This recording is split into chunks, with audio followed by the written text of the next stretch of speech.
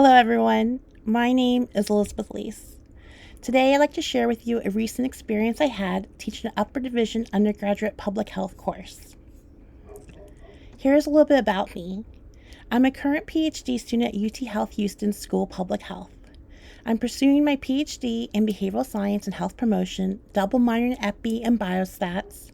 I earned my MPH in community health practice, and I went to UT Austin for my undergrad. So what that tells you is that I love learning and I'm interested in all things because public health truly covers everything because all things are interconnected. So here is a little bit about the course. I'm going to show you some of the content that I created using ChatGPT from various prompts. And I want to mention that it's not a straightforward or necessarily quick process to use ChatGPT. It requires some skill to be able to refine your prompts to get what you want. And it also requires patience because ChatGPT doesn't always listen to you the first time, even if you think you are being clear with what you want. So here's my syllabus, typical syllabus. What I really liked ChatGPT to help me with was the verbiage. I had what I wanted to say, and then it would write it out in a nicer way. Truly more professional and sophisticated sounding language, which I appreciated. Then I had it help me with the course schedule. I knew the dates, I knew how many weeks. I used the book chapter titles to help me come up with the topics. I decided that we needed not to have class on election day because I wanted to encourage everyone to vote. And we had final project presentations 2 weeks before the end of the course, so students would have plenty of time to study for the final exam. We had 10 written assignments.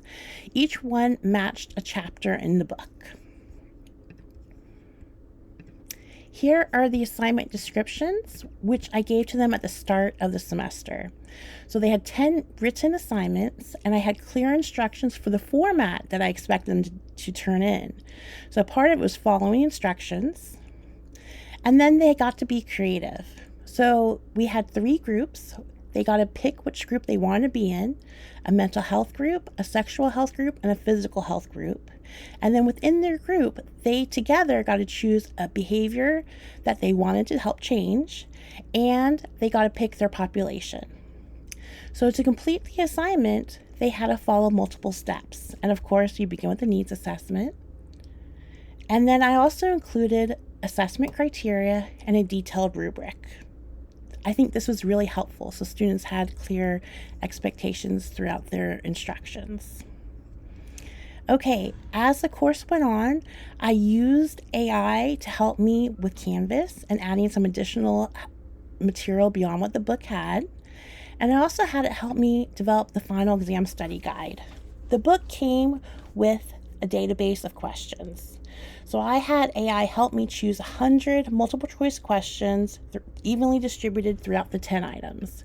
And that's what this document 1 through 10 really means, is which document, because I wanted to make sure that they were well represented. And it was helpful for me to be able to go back, and I wanted it to be sequential throughout the book, so the test built as the knowledge builds. And then I had the students meet together as a group and teach each other 3 questions apiece from the 100-question study guide, so that way they could practice their communication skills while they studied for the final exam together, and they could teach each other. So I became a facilitator. I was the guide by the side for much of this class instead of the sage on the stage. It truly is the person who talks the most, learns the least as a teacher, and I wanted to learn from them as well.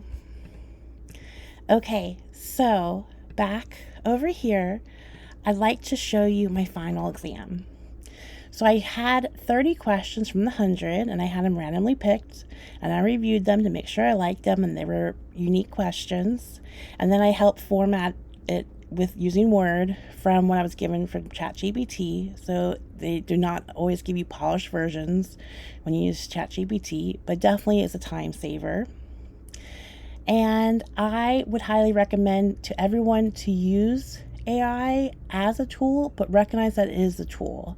So there's a trade-off sometimes of learning a new tool and how to use it, and being patient with yourself and being patient with the tool as you get the results that you want.